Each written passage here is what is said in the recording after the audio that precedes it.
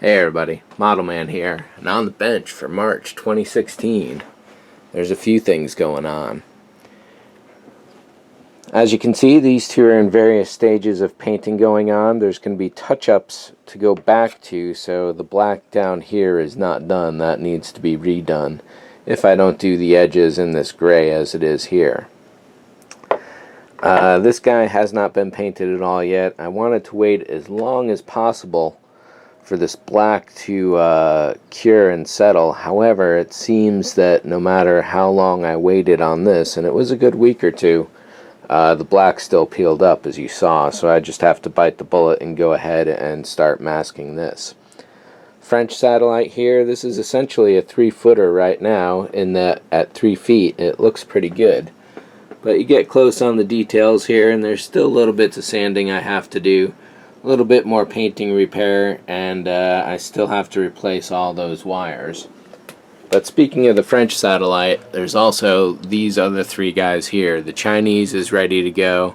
They're all ready to go on the mount. I just have to drill them to the mount. Everything now has, except for this guy, has mounting holes and ready to go. This one is the furthest behind, with still needing mounting holes, obviously. But these two definitely need a lot of masking.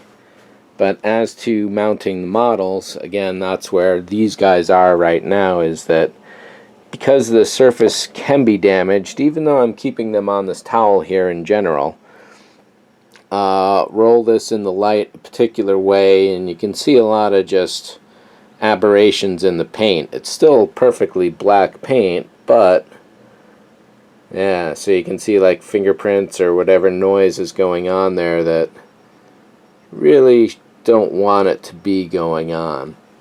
So my idea is to, in between paint, set them on their mounts, and they'll be levitated off of, or at least raised off of any surface, so that should help protect the paint. Speaking to paint, I'm not painting right at the moment because currently I've been doing a lot of sanding and grinding. Mostly on this guy here, which is a Star Wars prop recreation of the Vibro axe from Return of the Jedi.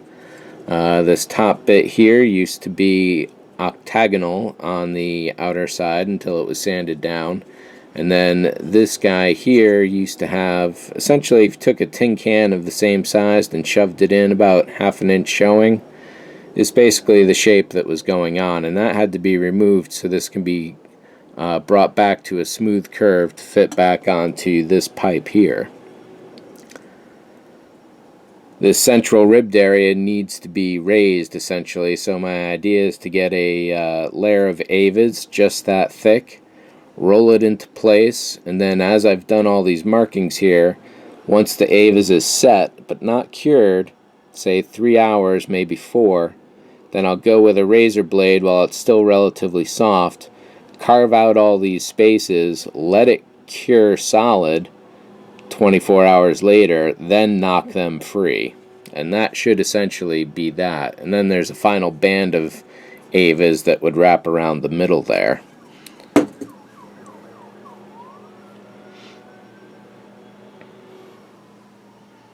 Oh, and over here, back in February, Steve Neal's Garage had a big ceremony for Escape Velocity's taking possession of his 5-foot Enterprise.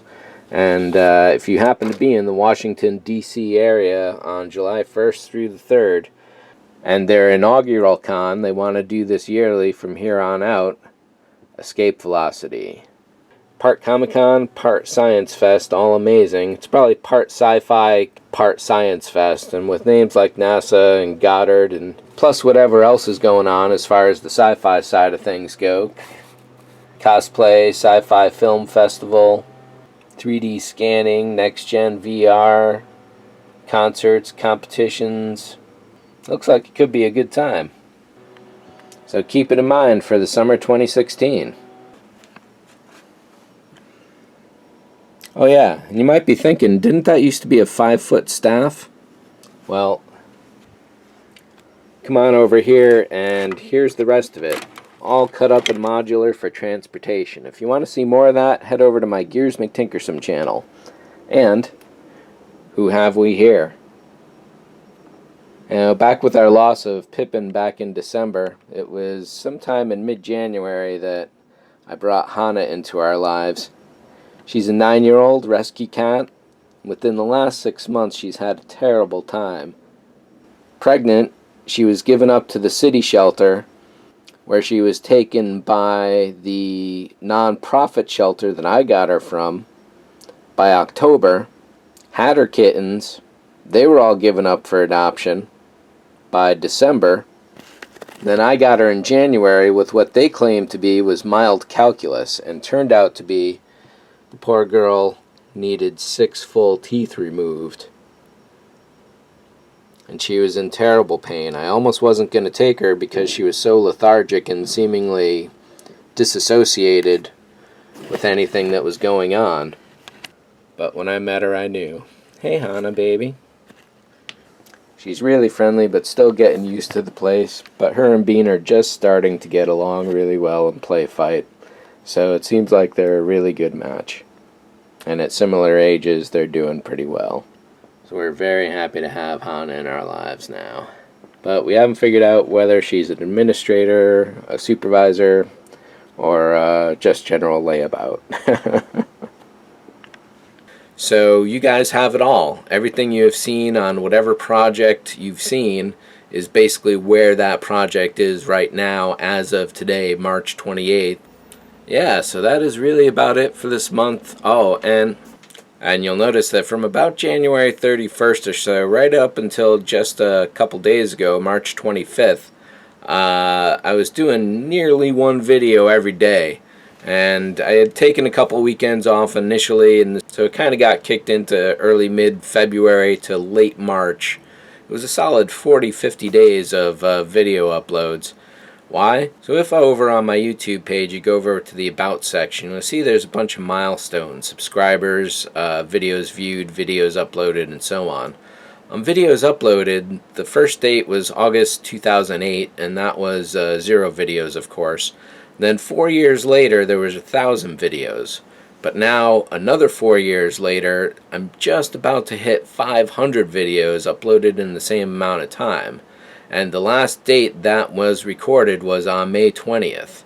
So this being March 25th, 26th, May 20th being just over 50, 60 days. I've got 44 videos to go to get to a nice 1,500 videos uploaded, which is crazy, and I'm very happy about that. So I'm hoping to hit this milestone. I hope I can. I've done pretty good in the last 2 months. I'm going to take the rest of this week or so off. I've got a few buffer days built in that I need to do, so it's going to be working on these projects, taping them up, painting them, getting all the video done, and trying to release that in a more timely, as soon as I can kind of manner. So thanks for watching as always. It's great to have so many projects going on here at once. 1, 2, 3, 6, 7, 8, 9, 10 of them. Being able to transfer between any single one of them has been really good. So thanks for watching. See ya. And here are a few YouTube channels that might interest you. As always, the Scale Model Addict. Scott Gervan brings you his own work, and the Scale Model Addict Forum and Scale Model Addict Magazine. Dr. Faust's The Painting Clinic. Check out Tony for miniatures and model painting. What time is it? It's cranky time. With his lab rat Ori assistant Igor, Dr. Cranky brings you the best in rats, rods, and rust. Steve Neal's Garage with Rosie the Wonder Dog, Mary, and Xena, featuring feature film props, restorations, and scale model artistry. Scott Alexander of Atomic City Models, specializing in 2001: A Space Odyssey model recreations and a few other notable genre pieces as well. Braddock 001, whether a 1-to-1 scale Borg sleep station, droids of any make or model, or even popular superhero armor or any kind of sculpture, look to Brad Carpenter to bring it. And for the trials, tribulations, and tales of my car Red 2 and its droid lemons, check in on Gears McTinkersome. Bad Grendels for fine model work, timer chips, and electronics knowledge. The ModelManTom channel would like to thank the following for their sponsorship. Elliot Brown of Kingston Vacuum Works, featuring Fedoratron.com, lighting for extraordinary modelers. Paul at thefiberopticstore.com, now presenting the beta version of its new site, thefiberopticprojects.com, for an exceptional selection and great prices of fiber optics of all sizes and quantities. Thefiberopticstore.com. Carpenter Creations. If you can dream it, you can make it. Brad and Carpenter, science fiction artists. From full-scale board cubicles or droid displays of all kinds. Carpenter Creations. Steve Neal's Garage. Props and models for motion picture and discerning collectors, as well as prosthetic makeup and CG. Contact Steve through stevenealsgarage.com. Model reviews from Round 2 Models, AMT, MPC, Polar Lights, and Lindbergh. Scale Model Addict Magazine. Issue 3 now available. Issue number 4 is in the works. The Orbital Defense Engineering Commission, a 2001 A Space Odyssey specific forum for scale model kits, reviews, news, and discussion. Odec.proboards.com. More than just talk, hobbytalk.com, a forum for every hobby. And for the finest reference collection of feature film studio props and miniatures and models, it's Modelers, Miniatures, and Magic at modelermagic.com.